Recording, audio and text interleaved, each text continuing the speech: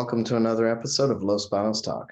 My name is Justin Collins, and today we're going to talk about the Los Banos Animal Shelter and why they haven't been able to do adoptions directly on site recently. I'll give you the full breakdown and explanation in just a moment, right after a brief message from our sponsor.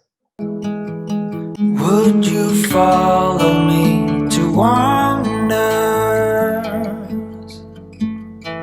Take my hand and walk beside me in a world of thunder.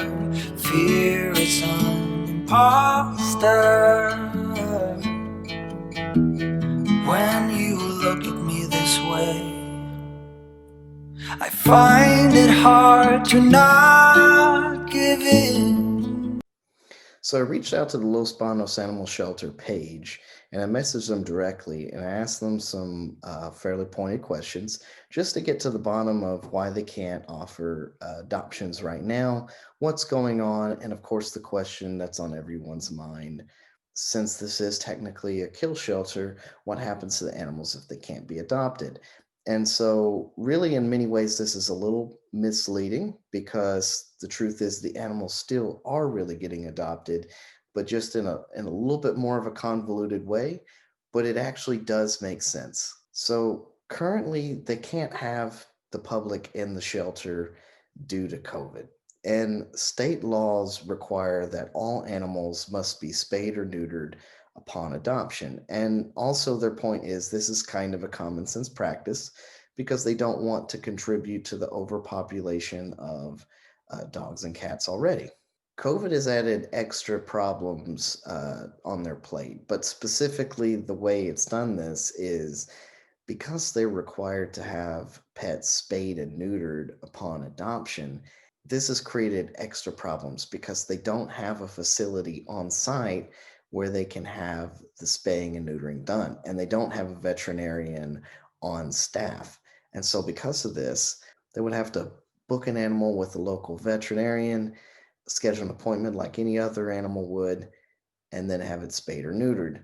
The problem is that the local vet's offices are booked so far out that by the time that the animal would be able to get fixed, so to speak, and be able to be adopted, well, would be far beyond what they consider a reasonable holding time for the dog.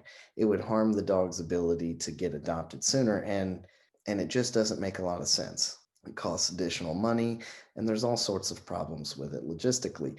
So, in order to solve this problem in the interim, what they're doing is they're working with various local rescues, and the rescues are coming and picking up the dogs, taking them to their facility where they do have a veterinarian on staff, etc., and are able to get the dogs spayed and neutered right away.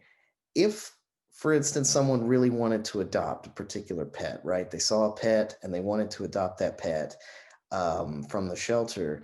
What they could simply do is contact the shelter and say, "Hey, I'd really like to adopt that pet." And then what they'll do is they'll work with you. That pet will still go to a rescue first so it can be spayed or neutered in order to comply with state law, but you can just get it from that rescue and they would already be aware of the situation, etc. So they're still working with people and there's a way around this, but basically due to restrictions and the law, it's created a scenario in which they basically have to kind of do it this way. And it does make sense. It seems rather convoluted and strange, but the reality is that this was just the most feasible way that they could fix this immediate problem, and it does have a rational explanation for it. Strays are always welcome at the animal shelter, and it's free, and they'll hold them for a time in order for the owner to come and reclaim them, after which time it then goes to the rescue. So, as opposed to adoption, they are doing reclaims, and you can get your dog back if your dog, say, goes missing, etc., and it gets to the shelter.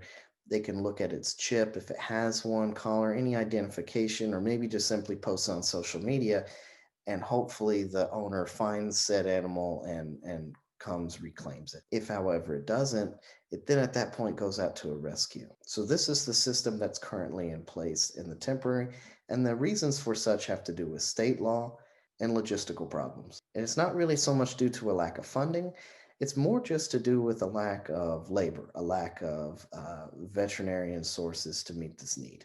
If you have any more questions, you can always just message the animal shelter directly via the Facebook page at Los Banos Animal Shelter. Once again, my name is Justin Collins, host of Los Banos Talk. You can follow us on Facebook, Instagram, Twitter.